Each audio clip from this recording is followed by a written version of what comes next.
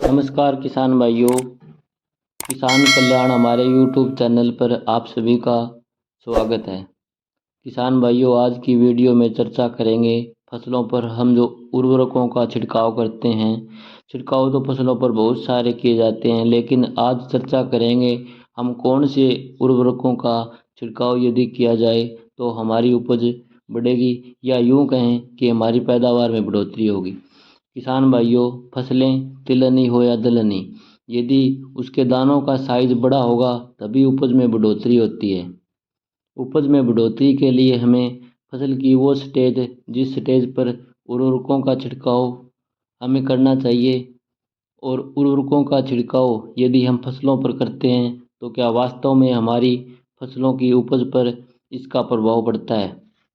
किसान भाइयों, हम प्राय देखते हैं कि कई बार गेहूं की बालियां का साइज छोटा होने के साथ साथ दानों का आकार भी छोटा रह जाता है। जैसे धान की बाली छोटी, दानों का आकार छोटा होना कहें, या दूसरी फसलों में भी दानों का साइज छोटा रह जाता है। किसान भाइयों, दानों की संख्या ज़्यादा, दानों का आकार बड़ा होगा तो हमारी फसल उपज सबसे बढ़िया होगी और इसका असर भाव व कीमत पर होता है।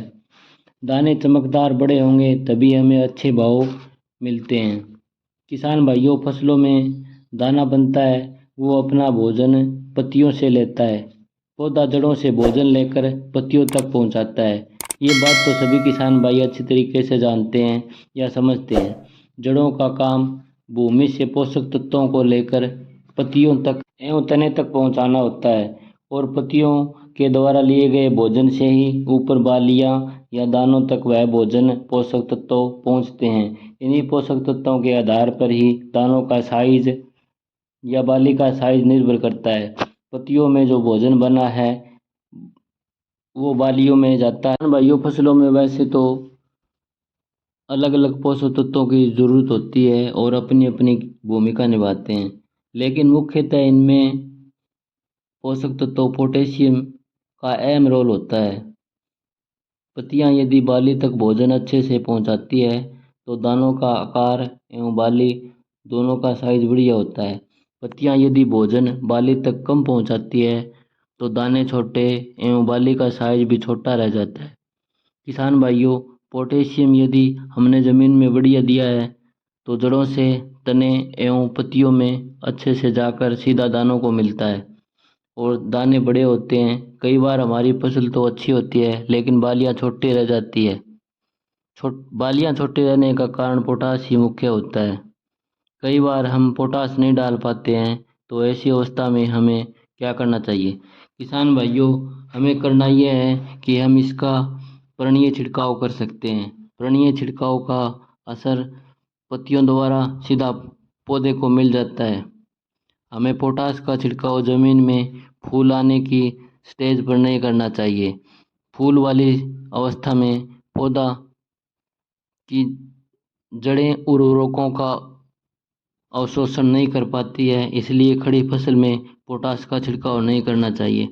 पोटाश की कमी के लक्षण निचली पत्तियों पर सबसे पहले हमें देखने को मिलते हैं। पत्तियां किनारों से सूखनी शुरू हो जाती है। यदि ऐसे लक्षण हमें दिखाई दें तो हमें छिड़काव पोटाश का करना चाहिए।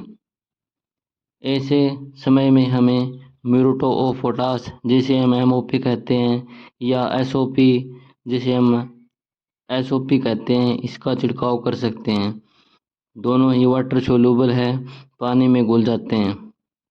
इसका छिड़काव हमें 1% का करना है या 2% भी कर सकते हैं।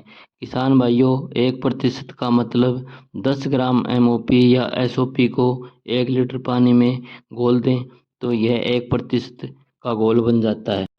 पानी हम यदि 150 या 200 लीटर लें, SOP या MOP का घोल बनाकर छिड़काव कर सकते हैं। यह छिड़काव हमें 10 से 15 दिन के अंतराल पर दोहराना चाहिए। किसान भाइयों, हमें 1% का घोल फसल छोटी हो तभी करना चाहिए, और 2% का घोल फसल बड़ी हो तब करना चाहिए। इससे ज़्यादा प्रतिशत का घोल फसल की पत्तियों को जला देता है। पत्तियां 1 या 2% घोल तक ही सैफ रहती है।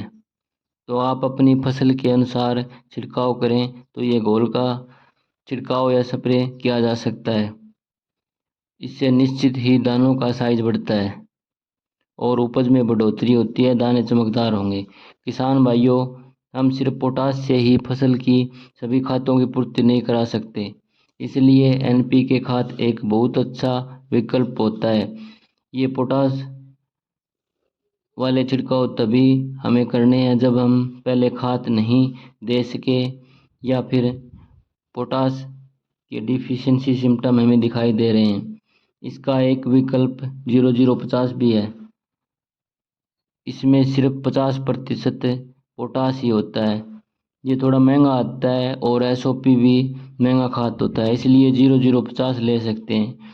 ये ड्रिप इरिगेशन से भी दे सकते हैं, पानी में अच्छे घुलनशील हैं। यदि बुआई के समय हमने पोटाश नहीं डाली है तो हमें अवश्य ही इसकी कमी के अनुसार डाल सकते हैं। ये सब करने पर हमारी फसल अच्छी होगी, दाने एवं बालियाँ वजनदार होंगे। किसान भाइयों, जानकारी अच्छी लगे तो दूसरे किसान भाइयों तक अवश्य पहुंचाएं। वीडियो देखने के लिए किसान भाइयों धन्यवाद। चैनल को लाइक करें, सब्सक्राइब करें। मिलते हैं अगली वीडियो में किसी और नई जानकारी के साथ। तब तक के लिए नमस्कार।